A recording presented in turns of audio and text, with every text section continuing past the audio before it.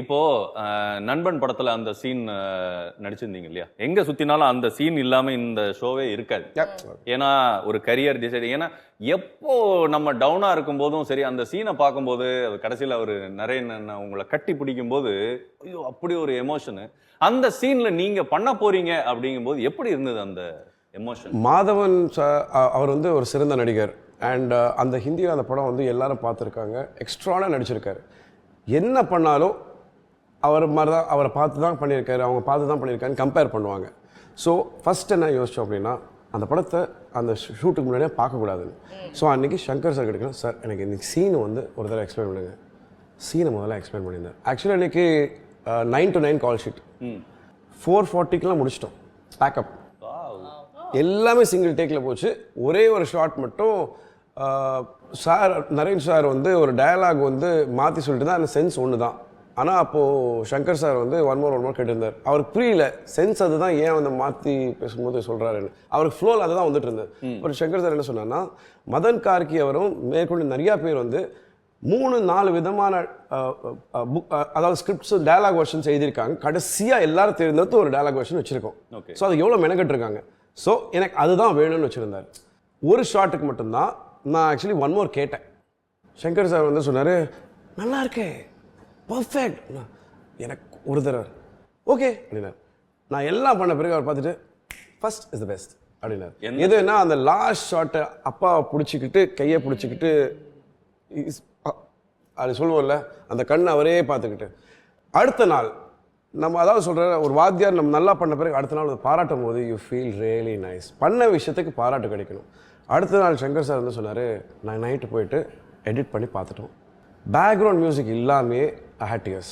ஸ்ரீகாந்த், நான் எதை நம்பி உனக்கு இந்த பொறுப்பு கொடுத்தனோ யூ டிட் இட். அந்த அப்பா கிட்ட ஒரு டைலாக் ஒன்று சொல்லுவீங்க இல்லையா, நான் படித்து எனக்கு பிடிச்சது வேணும் பண்ண, கேமரா பார்த்து அந்த ஒரு டைலாக் அதே எமோஷனோட இல்ல அப்பாவா நினைச்சுக்கிறது அவரை பார்த்து இது தேவையில்லாது. இது எனக்கு ஒரு டைலாக் கூட நல்லா ஞாபகம் இருக்கு. பட் ஆனா ஓகே, வெற்றிக்கு பின்னாடி ஓடாத, உனக்கு பிடிச்ச துறையை தேர்ந்ததுக்கோ அந்த துறையில் கடுமையாக உழைச்சிக்கிட்டே இரு, வெற்றி ஆட்டோமேட்டிக்காக அவனை தேடி வரும்.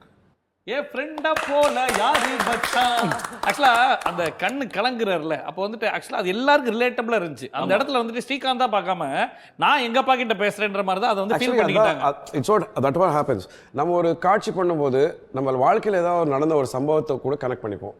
எனக்கு அந்த நேரத்தில் வந்து நான் எங்கள் அப்பா கிட்ட போராடிட்டு இருந்தேன். சினிமாவை ட்ராப் பண்ணியாச்சு. அண்ட் இப்போ ஒரு கிராஸ் ரோடில் இருக்கோம். எங்கள் அப்பா வந்து போய் அதை படித்து டிகிரி முடிச்சுட்டு வரணுன்றாரு, ஒத்துக்க மாட்டேன்றாரு. எங்கள் அம்மாவும் அப்பாவும் உட்காந்து ஆர்கியூமெண்ட் ஓடிட்டு இருக்கு. நான் வந்து சினிமா தான் பண்ண போகிறேன், அதுக்கு முயற்சி பண்ண போகிறேன்னு சொல்கிறேன். எங்கள் அப்பா வந்து உனக்கு ₹1 கொடுக்க போகிறது இல்லடா, போடா போய் ஒரு நாள் வந்து நீ போய் சம்பாதிச்சு பார்த்துக்கூடா வாழ்க்கை எப்படி இருக்கு, நீயே பெட்ரோல் போட்டுக்கோ, நீயே வந்து துணி வாங்கிக்கோ, நீயே சாப்பிடு அப்படின்னாரு. நான் பண்ணிக்கிறேன்ப்பா அப்படின்னேன். அந்த ஆர்குமெண்ட்லாம் போன பிறகு தான் we came to a conclusion. அப்பா பேச்சை கேட்டு போயிருந்தீங்கன்னா எங்களுக்கு ஸ்ரீகாந்த் கிடைச்சிருக்க மாட்டார். பட் இப்ப சக்சஸ்ஃபுல்லா உங்களுடைய கரியர்ல இருக்கிறீங்க. இப்ப இந்த நண்பன் படத்தோட சீன் பத்தி பேசும்போது நண்பர்களை பத்தி பேசியே ஆகணும். இந்த கரியரை டிசைட் பண்றதுல யாரு பெரிய ரோல் பிளே பண்றான்னு போது இப்ப டீச்சர்ஸ் பேரண்ட்ஸ்க்கு அப்புறமா ஃப்ரெண்ட்ஸ் அவங்களுடைய ரோல் பெருசா இருக்கும். எப்படி ஆரம்பிப்பானுங்கன்னா அக்கறையில எல்லாம் சொல்ல மாட்டானுங்க. மாப்பே ஒன்னா போயிருவோம், அடுத்த 4 வருஷம் ஒன்னாவே போவோம், ரப்பரை குலுக்கி போட்டு எழுதுவோம், வரதை எடுப்பு. நல்ல மார்க் எடுத்தாலுமே நான் கம்மி மார்க் எடுத்து அந்த காலேஜ் செலக்ட் பண்ணிடுவோம். 4 வருஷம் இப்படியே போயிடுவோம். அதுக்கப்புறம் தான் இந்த படிப்ஸ் கேங்னு ஒன்று வரும்.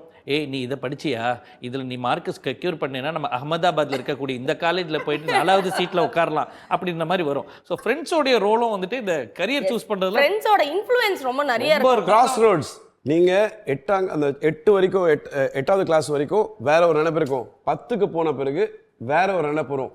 Actually 10th is the time உங்களுக்கு ஒரு சின்ன கிளாரிட்டி கிடைக்கும் எந்த டைரக்ஷன்ல போறோம் அப்படின்னு. 12th அது வந்து ஸ்டர்னா ஃபார்ம். இதுல ஒரு விஷயம் என்ன தெரியுமா பண்ணுவாங்க, இந்த பேரண்ட்ஸா இருக்கட்டும் டீச்சர்ஸா இருக்கட்டும் எல்லாருமே ஸ்கூல் படிக்கும் போது ஒரு விஷயம் சொல்லுவாங்க, 12th வரைக்கும் எப்படியா படிச்சிடுறா, அதுக்கப்புறம் லைஃப் ஜாலியா, அதுக்கப்புறம் நீ என்ன எடுத்து படிச்சாலும் ஜாலியா இருக்கணும்.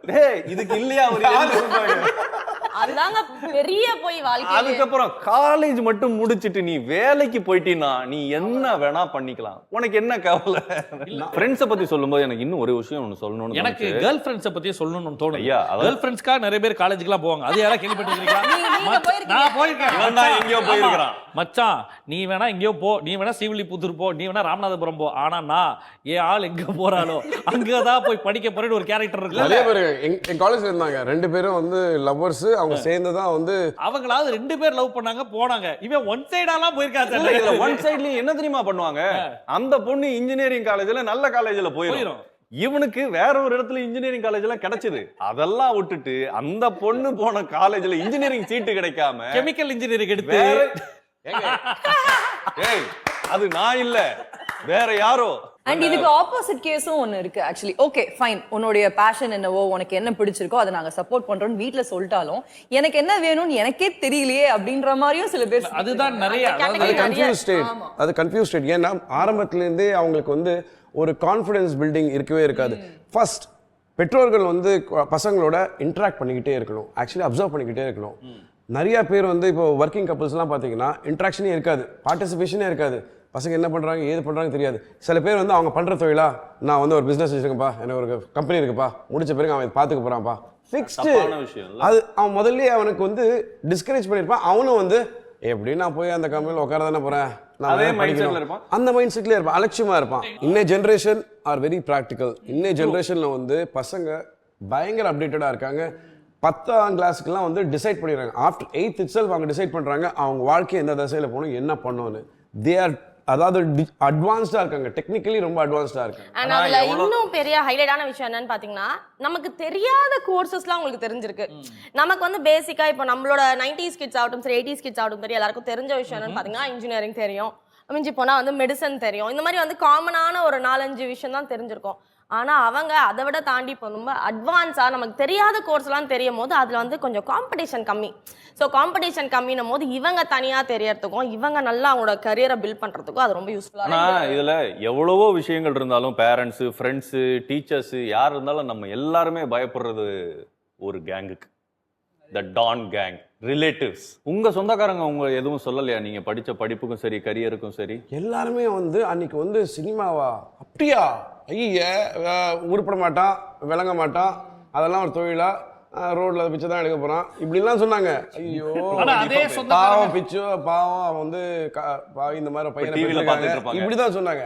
ஆனா அதே 4வது படத்துக்கு வரும்போது எல்லாரும் வந்தாங்க, பார்த்துட்டு ஷூட்டிங் பார்க்கணும்னு சொல்லி வந்தாங்க. சல்லக்குட்டி எனக்கு தெரியும்டா நீ பண்ணுவேன்னு, இல்ல பேசுறாங்க தெரியும்ல, இவன் மரும தெரியல அப்படின்வாங்க. அத்தைய கோச்சிக்காத கோச்சிக்க இப்படிலாம் சொல்லிட்டு ஓப்பனா சொல்லிட்டேன்னு.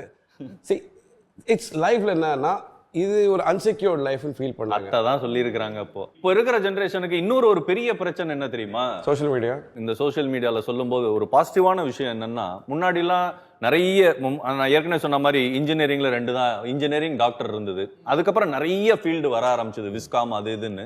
இன்னைக்கு அந்த ரீல்ஸ் அது இதுன்னு நிறைய வாலிப சங்கம் ரெவென்யூ ஜெனரேட் பண்ற விஷயங்கள் நிறைய இருக்கு. அதுல நிறைய பேர் கிரியேட்டிவிட்டி யூஸ் பண்ணி ஒரு விஷயங்கள்லாம் பண்றாங்க. அதுதான் ஸ்மார்ட்னஸ். அதாவது எந்த இடத்துல அன்டாப்ட், அதாவது யாருமே அதை வந்து முயற்சி பண்ணாத ஒரு செக்மெண்ட் இருக்கு இல்லையா, அதை வந்து ஐடென்டிஃபை பண்ணிக்கிட்டாங்க, அதுல ரெவென்யூ ஜெனரேட் பண்ணிக்கிட்டாங்க. ஒன்று நீ அதுலேருந்து ஏதாவது யூஸ்ஃபுல்லாக உனக்கு ரிட்டர்ன்ஸ் இருக்கா பார்க்கணும், இல்லாமல் உங்ககிட்ட அடுத்தவங்களுக்கு ரிட்டர்ன்ஸ் இருந்தால் வாட் இஸ் யூஸ்.